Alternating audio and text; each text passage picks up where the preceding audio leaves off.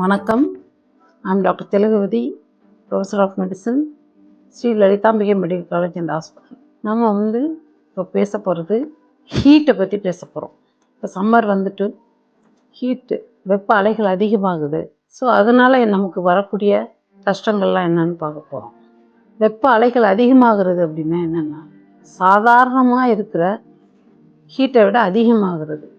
அதனால் நமக்கு என்ன கஷ்டங்கள் வருதுன்னா, டீஹைட்ரேஷன், அதாவது நீர் இழப்பு அதிகமாகுது, ஸ்கின் ட்ரை ஆகிடுது, ஈரப்பதம் அதிகமாகுது, ஹியூமிடிட்டின்னு சொல்கிறது, அப்புறம் ஹீட் ஸ்ட்ரோக், இதெல்லாம் நமக்கு பாதிப்பு வருது. ஸோ ஹீட் ஸ்ட்ரோக் மட்டுமல்ல, ஃபீவரோடு நினைவாற்றல் இழந்து தலைவலி, தலை சுற்று, இதெல்லாம் வருது ஹீட் ஸ்ட்ரோக்கில். ஸோ இந்த பிரச்சனைகளெல்லாம் நம்ம எப்படி கையாளணும் அப்படின்றத பற்றி பார்க்க போகிறோம். இப்போ நம்ம என்ன சாப்பாடு எடுத்துக்கணும்னா, தண்ணீர் நிறைந்த காய்கறிகள், பழங்கள் எடுத்துக்கலாம். ஸோ இப்போது வாட்டர்மெலான், குக்கும்பர், பெர்ரீஸ், ஆரஞ்சஸ் இதெல்லாம் எடுத்துக்கலாம். தண்ணி அதிகமாக நம்ம எவ்ரி 20 to 30 மினிட்ஸ் நம்ம தண்ணி எடுத்துக்கணும்.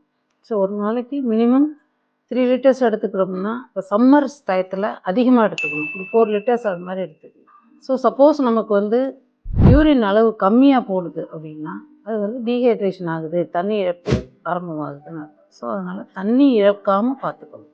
அப்புறம் ப்ரொடெக்ஷன், நம்ம சன்ஸ்க்ரீன் போட்டுக்கலாம். சப்போஸ் வெயிலில் போனோன்னா அந்த SPF 30 அது மாதிரி உள்ளதை எடுத்து சன்ஸ்க்ரீன் அப்ளை பண்ணிக்கலாம். பெரிய ஹேட் போட்டுக்கலாம், குடை யூஸ் பண்ணலாம்.